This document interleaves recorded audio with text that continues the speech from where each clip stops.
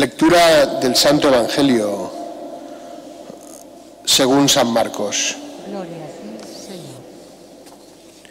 En aquel tiempo se acercaron a Jesús los hijos de Zebedeo, Santiago y Juan, y le dijeron: Maestro,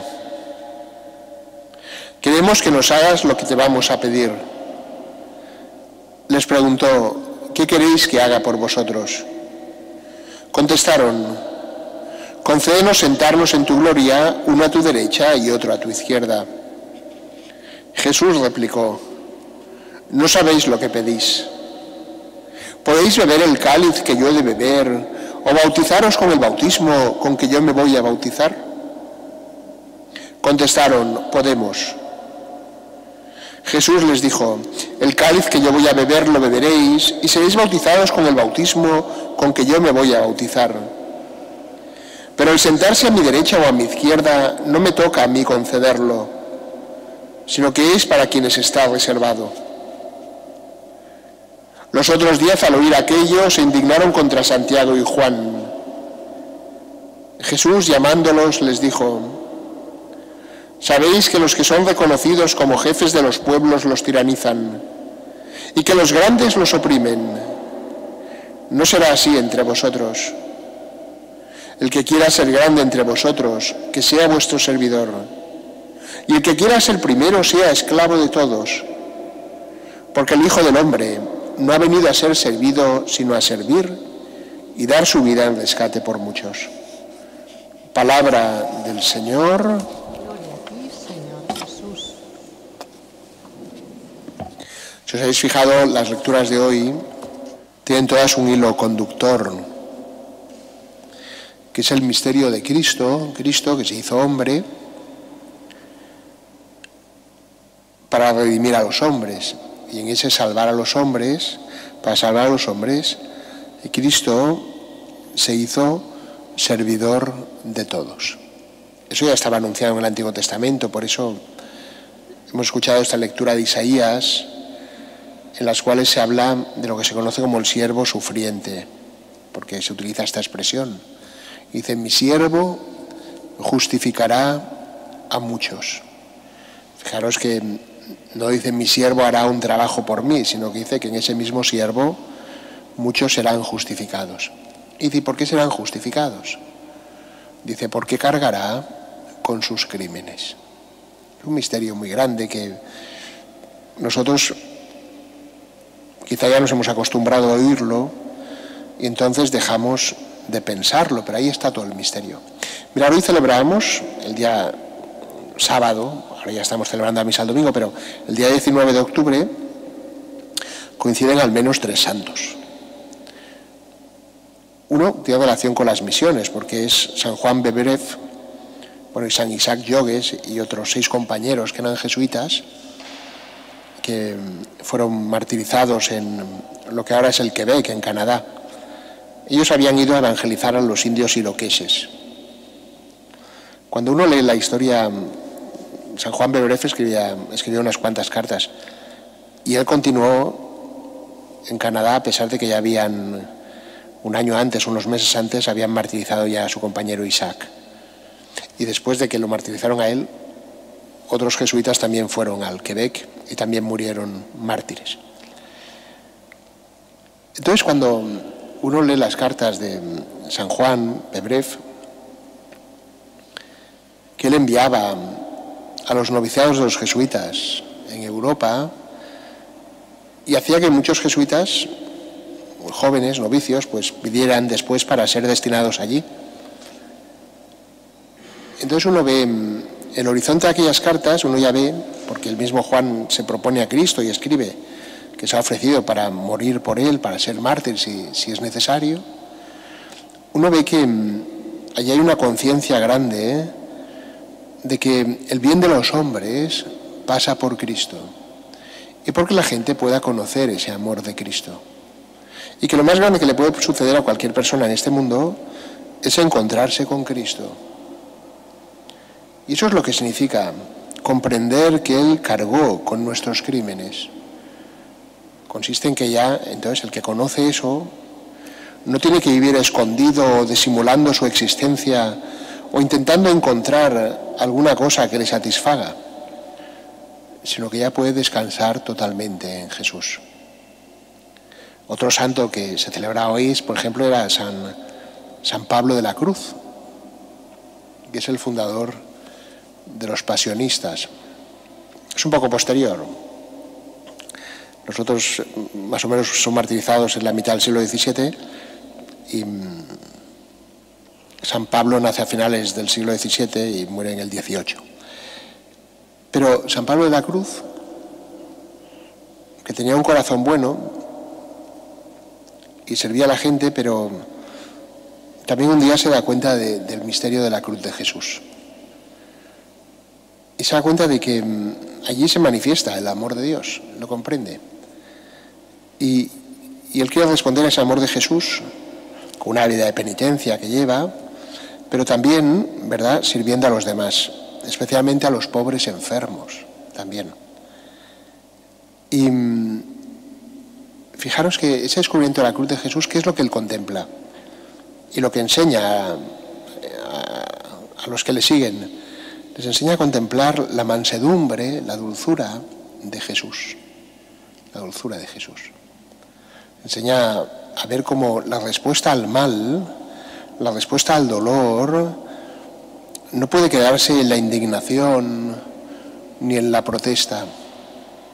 No basta tampoco con asustarse y caer, podríamos decir, en la apatía y en la desesperación, sino que es la mansedumbre de Cristo. La mansedumbre es una virtud que de alguna forma se podría decir que es recesiva, ¿no? Muchas virtudes, cuando hablamos de una virtud, pensamos en lo que nosotros podemos hacer, lo que vamos a hacer, ¿verdad? La mansedumbre, ¿qué es? Es que ante el mal se responde con abundancia de bien. Entonces San Pablo de la Cruz, hay un momento que dice: sufrir o morir, o sufrir o morir. Y luego dice: ni sufrir ni morir, sino configurarse en todo a la voluntad de Dios. Y entonces él dice, ¿verdad?, como entrando en ese misterio, sobre todo se ejercita. Él dice, ¿cómo se ejercita sobre todo eso? Dice, mediante la paciencia, mediante la paciencia.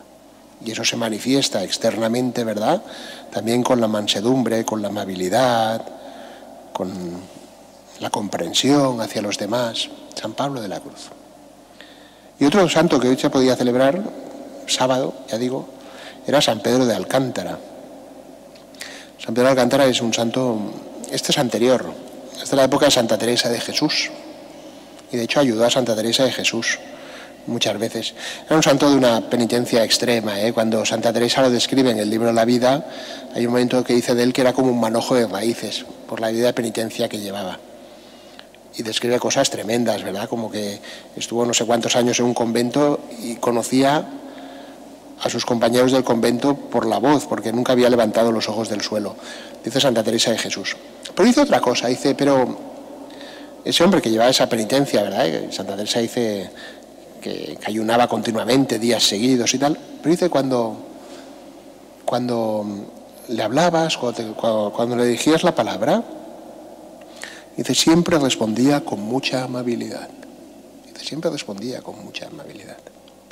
Entonces, ¿en qué consiste el misterio de la cruz? El misterio de la cruz en Cristo consiste que Él, ¿verdad?, ha sufrido por nosotros para, por decirlo de alguna manera, nosotros que habíamos sido deformados por la realidad del pecado, reconfigurarnos, devolvernos aquella imagen de Dios. Y eso lo hace con su amor. Y Él carga con nuestras culpas, muere por nosotros. En la primera lectura, ¿verdad?, se decía que entregó su vida como expiación por nuestros pecados. Y sin embargo, ¿verdad?, nosotros en la cruz, ¿qué es lo que encontramos? Encontramos, digamos, nuestra salvación. Hemos sido salvados. Y todos los cristianos, ¿qué tenemos que hacer? Y ahí es donde viene la lectura de hoy del Evangelio, ¿verdad? Porque Santiago y Juan, que eran dos apóstoles queridos por Jesús, le acompañan en la transfiguración, estarán también después con él en el huerto de los olivos, ¿verdad? Uno cuando lee este Evangelio piensa, hombre, como vieron que Pedro, pues Jesús le había reñido por aquello que Pedro había intentado apartar a Jesús del camino de la cruz, y Jesús le había dicho de aquello de ponte detrás de mí, Satanás, ¿no? Pues parece como que Juan y Santiago debieron decir, bueno, pues vamos a pedirle nosotros un puesto de honor a Jesús, ¿verdad? Da un poco a veces esa impresión. Y entonces Jesús les dice, bueno, fijaos que Jesús no les riñe, sino que Jesús, podríamos decir, les introduce más en su misterio. Si eso lo aplicáramos a nuestra vida, es como muchas veces nos acercamos a Cristo y le pedimos cosas a Cristo. Y Cristo no nos dice que no.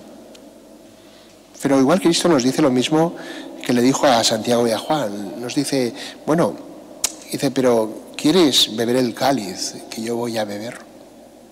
¿Quieres beber el cáliz que yo voy a beber? Fijaos que eso es lo que muchos santos han comprendido cuando se han acercado a Jesús. Igual con sus peticiones personales, ¿verdad? Han comprendido que la respuesta de Jesús era introducirlos en su misterio. Introducirlos en su misterio. Y de alguna forma, por tanto, hacerlos también partícipes, colaboradores de su obra redentora. Eso es lo que dice Jesús a Santiago y Juan. ¿Queréis beber el cáliz que yo he de beber? Y Santiago y Juan, que son entusiastas, ¿verdad?, que tienen ese temperamento, pues le dicen, claro que lo beberemos. Claro que lo beberemos. Queremos ir contigo, queremos estar con Cristo. Ese es el misterio también de la misión de la Iglesia. Hoy que recordamos el Domum, ¿verdad?, uno puede decir, ¿qué impulsa a la Iglesia a llevar el Evangelio a otros? Sino la comunicación de la alegría profunda que experimenta en su interior por conocer la salvación de Cristo, que lleva a tanta gente a lo largo de los siglos, ¿verdad?, muchas veces poniéndose en riesgo y siempre dejando algo, a ir a llevar a otros, ¿verdad?, el Evangelio, sino esa conciencia de que Cristo les ha redimido, les ha salvado, y necesitan compartir eso con los demás.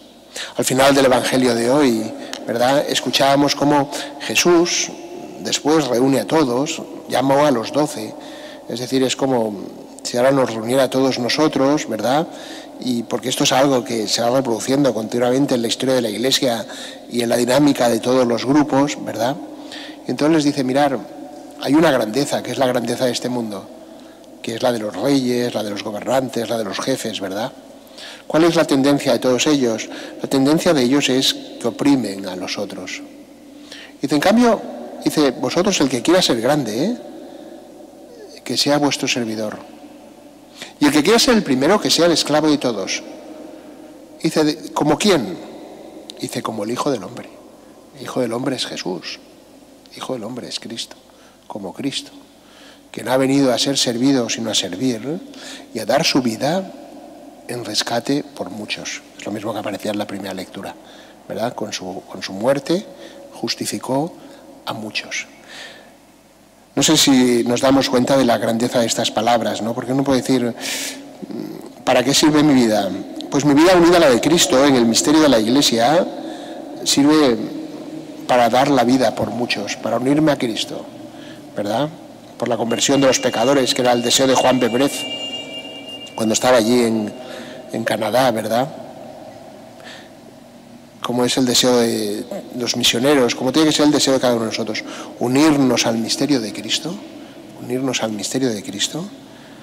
dejarnos transformar por el misterio también de la cruz de Cristo y de su resurrección y colaborar con Él en la salvación del mundo.